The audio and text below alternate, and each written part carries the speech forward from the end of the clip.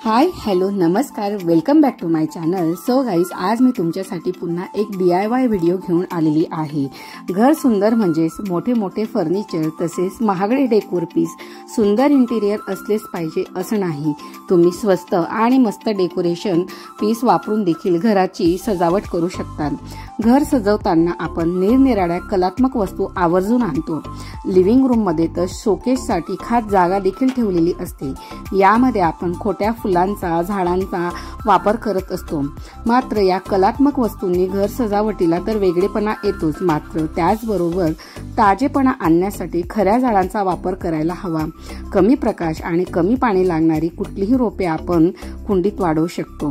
मी देखील या ठिकाणी 2 मातीच्या कुंड्या आणलेल्या होत्या आणि ह्या अशाच न ठेवतात किंवा अशाच कुंडीमध्ये रोपं न लावताच त्यांना थोडं अट्रॅक्टिव्ह बनविण्याचा या ठिकाणी मी प्रयत्न केलेला होता। तर बघूया आजच्या या माझ्या कुंड्यांचं डेकोरेशन तुम्हाला कसं वाटतंय। आणि हो, आजचा व्हिडिओ आवडला तर व्हिडिओला एक लाईक आणि कमेंट करायला मात्र विसरू नका, कारण की तुमची कमेंट ही माझ्याच व्हिडिओची पोचपावती असते।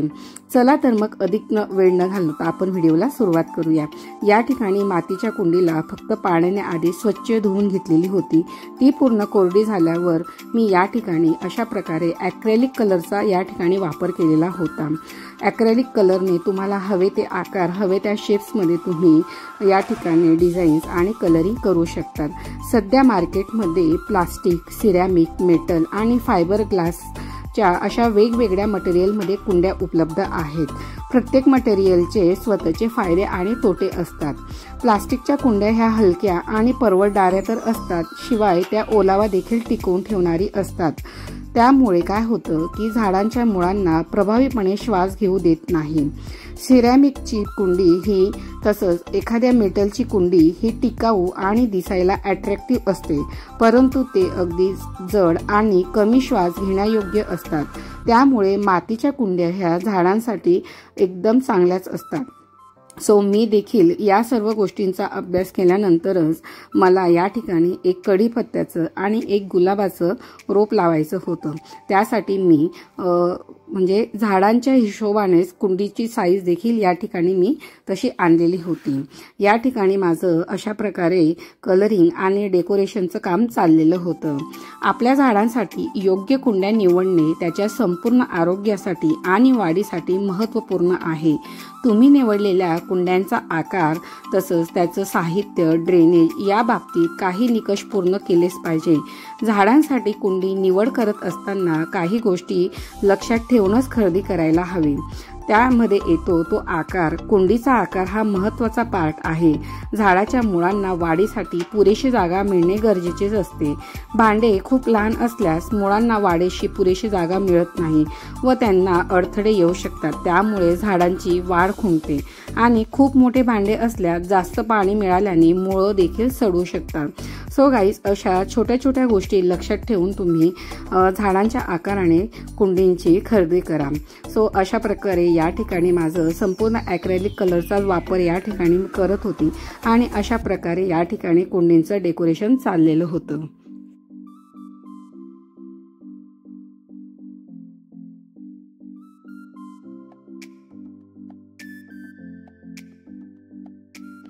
प्रत्येक घरात बाल्कनी ही एक खास जागा असते। केवळ तुम्ही उत्तम दृश्यांचा आनंद घेऊ शकता म्हणूनच नाही, तर ते तुम्हाला ताजे हवेचा श्वास देतात आणि शहरी जागेच्या बंदिस्त भिंतीमधून एक उत्तम सुटका आहे।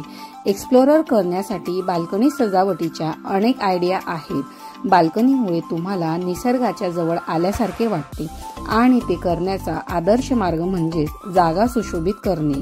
तसंच काही वनस्पती, झाडे लावली किंवा तुम्ही वेगवेगळे प्लांटर्स या ठिकाणी लावू शकतात। वेगवेगळ्या रंगाची फुले आणि कलरफुल कुंड्या ह्या तुमच्या बाल्कनीला आकर्षक बनवितात।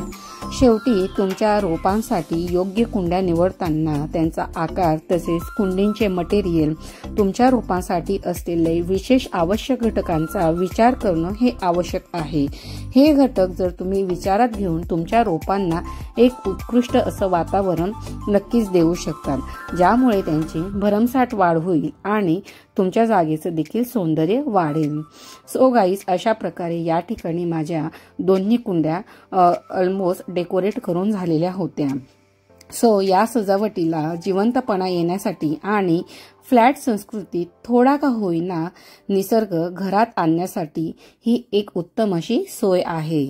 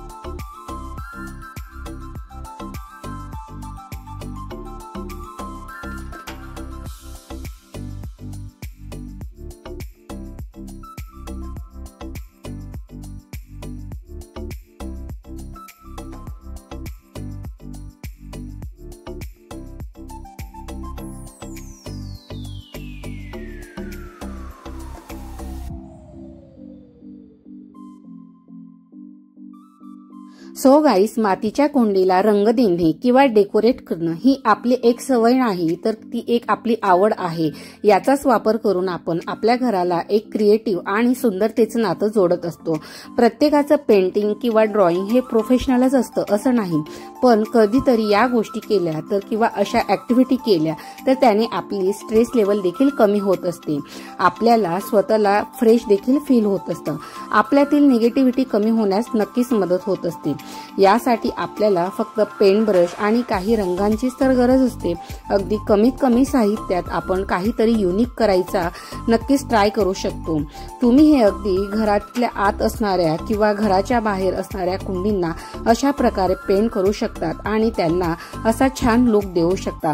पॉट पेंटिंग करताना फूल, पान, प्राणी, पक्षी यांचे वेगवेगळे चित्र काढू शकता। तसेच सुंदर असे पोल्का डॉट्सचा देखील या ठिकाणी तुम्ही वापर करू शकता, जसा मी केलेला आहे।